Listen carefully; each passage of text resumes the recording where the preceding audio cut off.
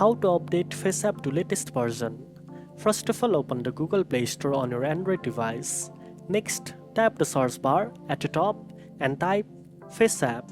Find the official FaceApp app in the search results and tap on it. If an update is available, you will see an update button. Tap on it to download and install the latest version of FaceApp. Wait for the update process to complete. The time may vary depending on your internet connection speed. Once the update is done, open FaceApp to enjoy the newest features and improvements. If you don't see an update button, it means you already have the latest version installed.